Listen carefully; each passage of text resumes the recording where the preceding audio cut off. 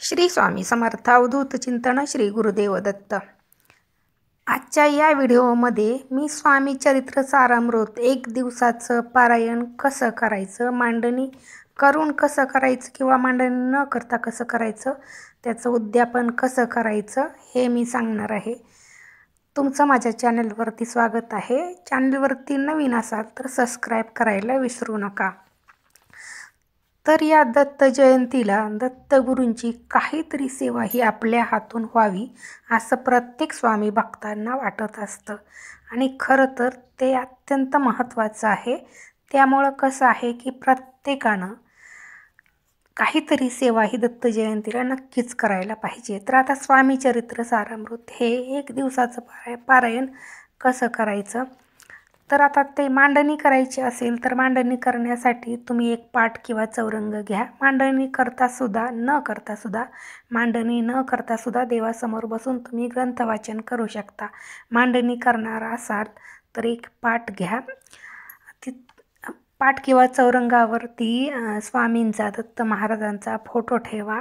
समोर विघ्नहर्ता गणपतीची पूजा करून घ्या, निरांजन लावून घ्या आणि नारळ वगैरे कलश वगैरे तुमची इच्छा असेल तर ठेवू शकता, नाही ठेवला तरी काहीही हरकत नाही। आणि एखादं फळ ठेवा नैवेद्यासाठी। अशा साध्या पद्धतीनं सुद्धा तुम्ही मांडणी करू शकता।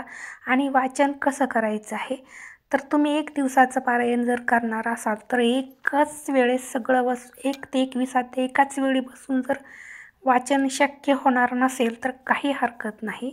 एक दिवसाचं पारायण सुद्धा तुम्ही थोडं थोडं वाचन करून नक्कीच करू शकता।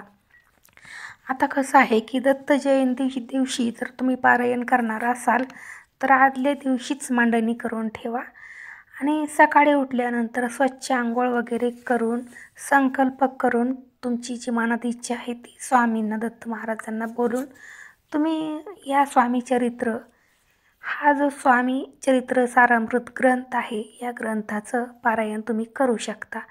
तर आता करण्यासाठी काय करायचं आहे की प्रथम आपल्याला ग्रंथाला हळदी कुंकू व्हायचं आहे, फोटोला हळदी कुंकू व्हायचं आहे, आपण स्वतःला हळदी कुंकू व्हायचं आहे।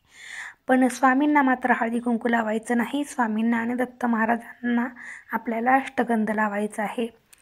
आणि वाचन करत असताना आधी तुम्हाला स्वामींची प्रार्थना म्हणायची आहे आणि अशा पद्धतीनं तुम्ही या ग्रंथाचं वाचनाला सुरुवात करू शकता।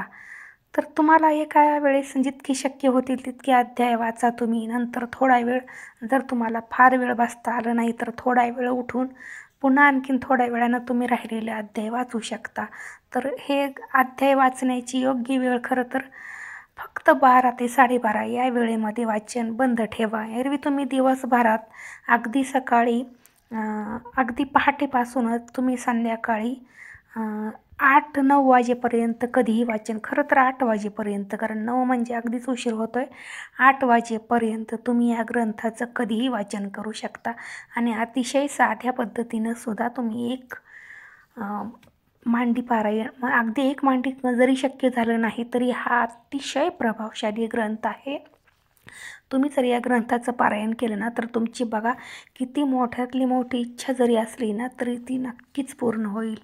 आणि ह्या ग्रंथाचे अध्याय बघा किती लहान आहेत की आता इथेच बघा पहिला अध्याय संपला, आता इथं दुसरा अध्याय संपला, किती लहान अध्याय आहेत। त्यामुळे तुम्हाला हे वाचन करताना कसलाही त्रास होणार नाही आणि हे अगदी सहज आपण वाचू शकू अशा भाषेमध्ये आहे।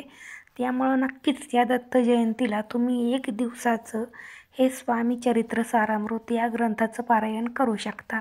दत्त जयंती दिवशी तुम्ही या ग्रंथाचं एक पारायणसुद्धा नक्कीच करू शकता आणि दुसऱ्या दिवशी म्हणजे दत्त जयंतीच्या दुसऱ्या दिवशी, आणि जर तुम्हाला इच्छा असेल तर तुम्ही त्याच दिवशी संध्याकाळी उद्यापनही करू शकता।